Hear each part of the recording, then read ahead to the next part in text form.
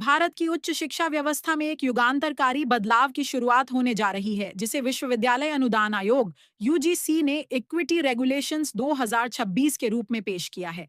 इस नए नियम का मुख्य उद्देश्य कॉलेजों और विश्वविद्यालयों के भीतर व्याप्त जाति, धर्म, लिंग और सामाजिक पहचान के आधार पर होने वाले भेदभाव को जड़ से खत्म करना है।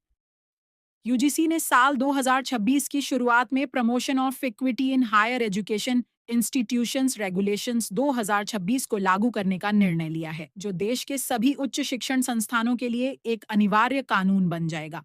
यूजीसी का मानना है कि वर्तमान समय में भी कई संस्थानों में एससी, एसटी और ओबीसी छात्रों के साथ-साथ छात्राओं और दिव्यांग छात्रों को बराबरी का दर्जा नहीं मिलता, जिससे उनकी शिक्षा और मानसिक स्वास्थ्य पर बुरा असर पड़ता है।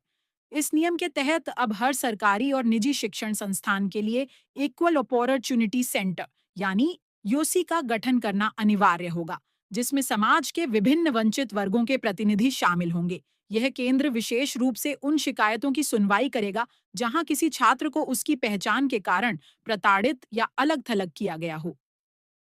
एक ऐतिहासिक बदलाव के रूप में अब ओबीसी वर्ग के छात्रों के साथ होने वाले भेदभाव को भी एससी और एसटी वर्ग के समान ही गंभीर श्रेणी में रखा गया है। यूजीसी ने यह स्पष्ट कर दिया है कि भेदभाव केवल कागजों या दाखिले तक सीमित नहीं है, बल्कि यह हॉस्टल, क्लासरूम इंटरनल मार्किंग और शिक्षकों के व्यवहार में भी दिखाई देता है, जिसे अब कड़ी निगरानी के दायरे में लाया जाएगा। जो संस्थान इन नियमों का उल्लंघन करेंगे या शिकायतों को अनदेखा करने की कोशिश करेंगे, उनके खिलाफ यूजीसी बेहद सख्त रुख अपनाएगा।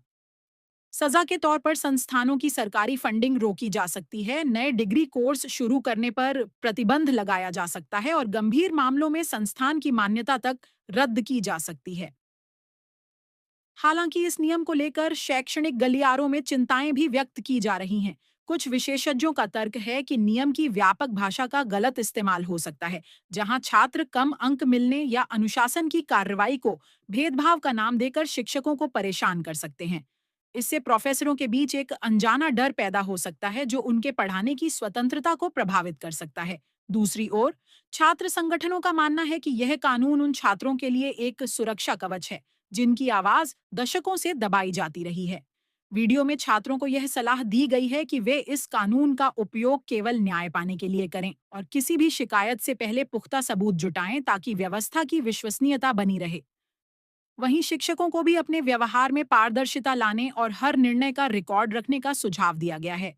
निष्कर्षतः यूजीसी का यह कदम भारतीय शिक्षा प्रणाली को अधिक समावेशी और सुरक्षित बनाने का एक बड़ा प्रयास है, जिसकी सफलता इसके निष्पक्ष कार्यान्वयन पर निर्भर करेगी।